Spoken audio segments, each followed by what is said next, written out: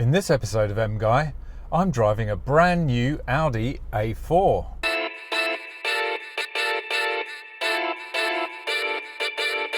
So if you're new to the channel, thanks for stopping by.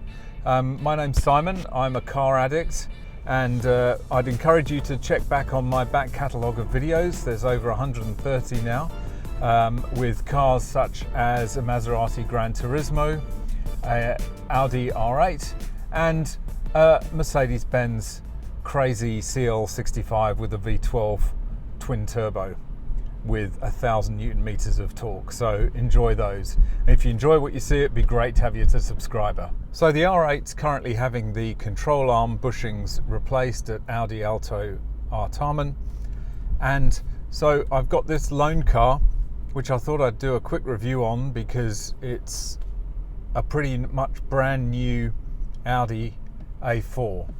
Now the model is a 45 TFSI. They've changed all their model designations and I literally do not have a clue what they mean. So I've no idea what the 45 means. I will put it below. So we'll have a look around the outside of the car and then we'll take a look at the interior. So let's take a look around the outside of the A4. So the design over the years has become a lot more angular. Car manufacturers seem to go in phases between bulbous and angular. At the moment they're heading towards the more angular look.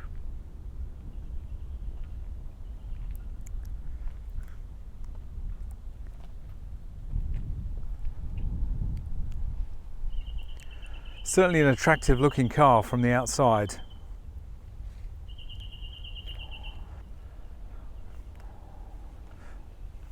Still retains the familiarity of the A4, but just has sharpened up the edges, sharpened up the lines a bit.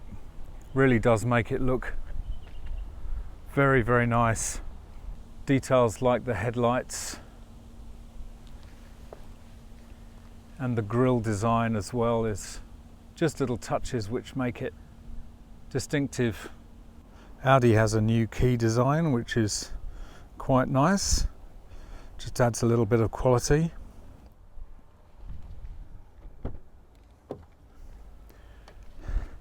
Keyless entry and keyless go. Then you've got a fairly familiar Audi cockpit, although the quality of the fittings now is way better than it used to be, which is good. Certainly the RS5 that I had from 2015, the interior details were quite plasticky. The switchgear was quite plasticky, whereas you can see the quality now has improved considerably. Foot on the brake, press the starter button down here, and everything springs to life. So you've got your main control screen here, and you've got your supplementary control here.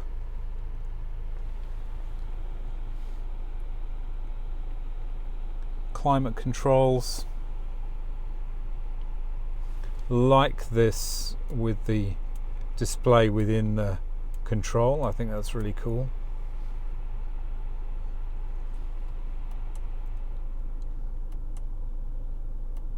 Pressing buttons will allow you to change around, or just hit that to turn it back onto auto again.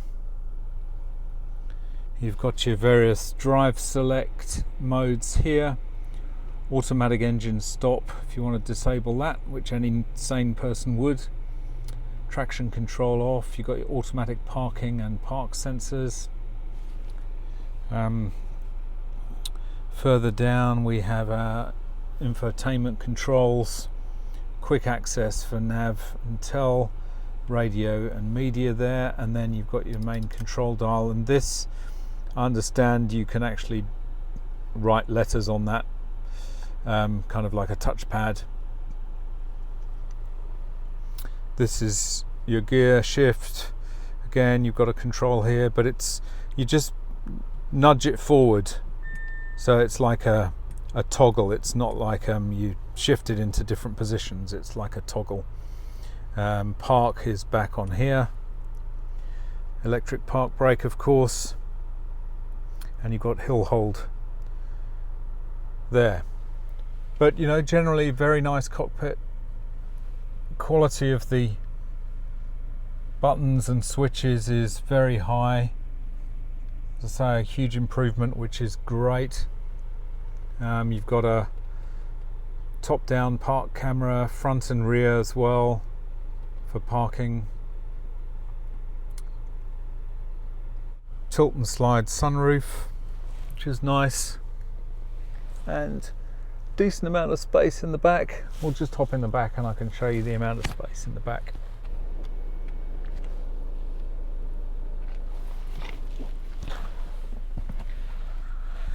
So with me adjusted for me, still plenty of legroom.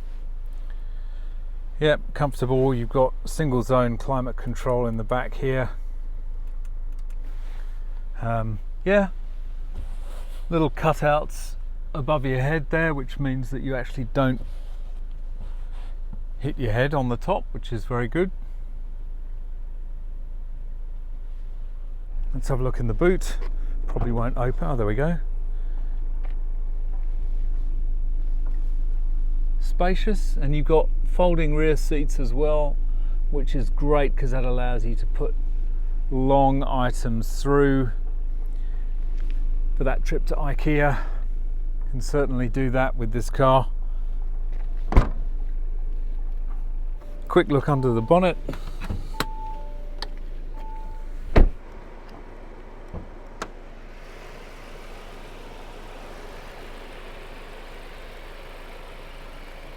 Looks like a longitudinal 4-cylinder. Not much to see really, all covered with a plastic cover. I'll put some specs on the screen. So having had a tour of the outside and the inside, let's get it out on the road and see what it's like to drive. So driving the A4, the first thing that strikes you really about this new generation of Audis is the quality of the interior, which is really a step up from previous versions. The latest Audi that I had was an RS5 from 2015, and one of the criticisms I had of that car was the fact that a lot of the switchgear was felt a bit plasticky, a little bit cheap.